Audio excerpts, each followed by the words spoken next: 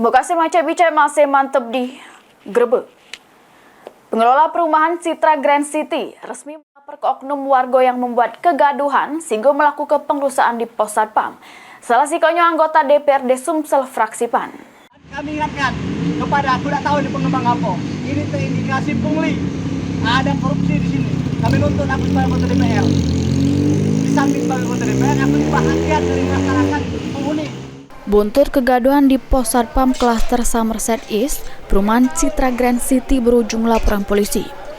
Melalui petugas pos Satpam, pengelola perumahan Citra Grand City Palembang yang didampingi kuasa hukumnya membuat laporan di SPKT Polda Sumsel melapor ke sejumlah oknum warga termaksud oknum PNS sama oknum DPRD Sumsel yang menghuni di perumahan tersebut. Yang mana akibat kegaduhan yang dilakukan sejumlah oknum warga, fasilitas pos Satpam pecah portal, kursi, kipas angin jadi rusak. Bahkan paket milik warga pun dibuang-buang ke pas keributan terjadi. Menurut kuasa hukum pengelola perumahan, keributan terjadi diduga akibat penolakan kenaikan harga iuran pengelolaan lingkungan. Padahal sebelum membeli rumah, calon pembeli sudah dijelaskan tentang kewajiban untuk membayar iuran pengelolaan lingkungan tersebut. Jelas berbuat pidana pada laporan tersebut.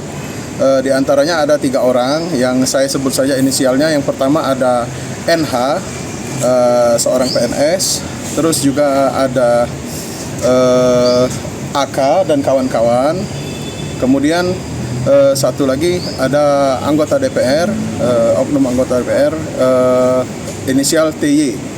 Karena oknum-oknum tersebut melakukan perusakan di perumahan klaster tersebut, merusak fasilitas karena keberatan dengan masalah IPL kemarin. Padahal kan itu sudah kewajiban sesuai dengan PPJB.